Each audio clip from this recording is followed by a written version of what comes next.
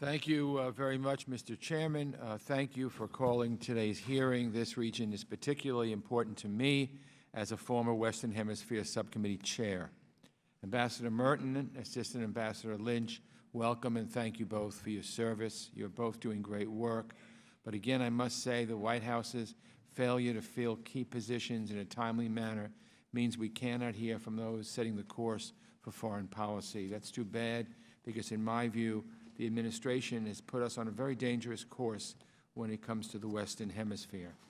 The way the President talks about this region says it all, falsely insisting Mexico will pay for a border wall we don't need, the ugly language calling Mexicans drug dealers and rapists, the dehumanizing language about immigrants, and characterization of Haiti and El Salvador using a word I won't repeat.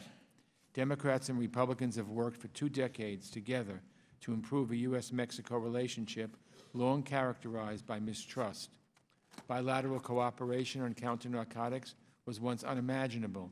Amazingly, it became the norm, with the Mexican government extraditing the world's most dangerous drug kingpin, Chapo Guzman, to the United States in the last hours of the Obama administration. On July 1st, Mexicans elected a new president, Andrés Manuel López Obrador.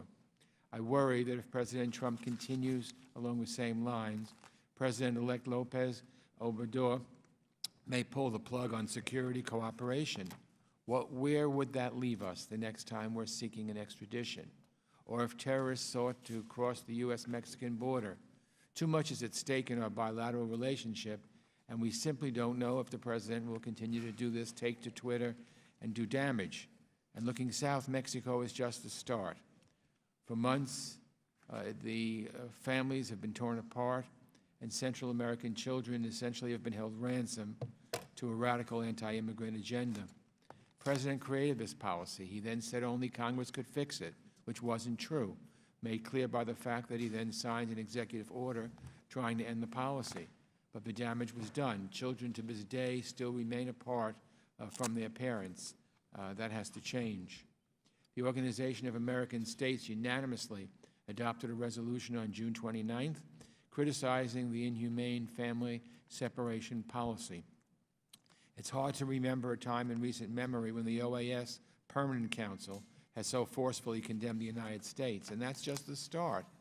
The administration is making it harder for victims of abuse to come to the United States, saying domestic violence shouldn't be grounds for asylum, that women and children who have endured rape and other forms of violence should look elsewhere for sanctuary.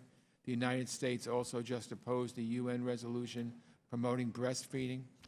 I mean, it's unbelievable, and I fear the worst is yet to come. Temporary protected status will soon end for 262,000 Salvadorans, 86,000 Hondurans, and 58,000 Haitians. As Mark Schneider of CSIS pointed out in the Washington Post this week, this move may result in 273,000 American-born children being separated from their parents. This is a deeply troubling pattern dealing with the treatment of women, of families, of immigrants. Is this what we're becoming as a country? I hope not. I won't accept it, and I'll fight tooth and nail against these policies that betray our values and make it harder to advance our interests abroad. After all, we're facing very real and urgent crises in the region. President Maduro has turned Venezuela into a full-fledged dictatorship and rejected humanitarian aid. State Department sanctions against human rights violators were a step forward. But instead of working with regional partners, we have, again, bellicose rhetoric and threatening to invade Venezuela. The result, Maduro is empowered and alienated key allies at the same time. In Nicaragua, the global Magnitsky Act has allowed us to crack down on thugs tied to President Ortega who are killing innocent people in the streets. Yet the administration zeroed out democracy assistance to Nicaragua in its 2019 budget. And in Guatemala, absurd and unfounded attacks on the UN International Commission Against Impunity in Guatemala, what we call CICIG, threaten the institution's ability to fight corruption and support the rule of law. Most recently, I was disturbed by the Guatemalan government's decision to put CICIG personnel at risk, removing a large portion of their security detail. President Morales should immediately reverse his decision, And I must say, since I've been critical of the White House, this time I was pleased that the White House came out in strong support of CSIG just this week. I congratulate Ivan Duque on his recent election, victory election in Colombia. Outgoing U.S. assistance is essential for implementing the peace process and supporting smart drug policies that go after kingpins while not harming small farmers or the environment. And in Argentina, I was glad to join Mr. McCall in founding the Argentina Caucus to focus on a relationship that has improved a great deal since President Macri took office. Finally, the Caribbean. In 2016, Congresswoman Ross Layton and I authored the U.S. Caribbean Strategic Engagement Act, which President Obama signed into law in his last few days in office. Last June, the State Department released a strategy mandated by our law. It is an ambitious and impressive strategy, but unfortunately, 1 year later, it still has not been implemented. With hurricane season underway, the parts of the strategy related to disaster preparedness and resilience are especially urgent.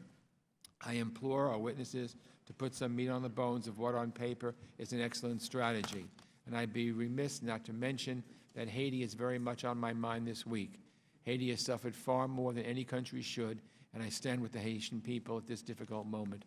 So I thank you again, Mr. Chairman, and I look forward to hearing from our witnesses, and I yield back. Thank you, Mr. Engel.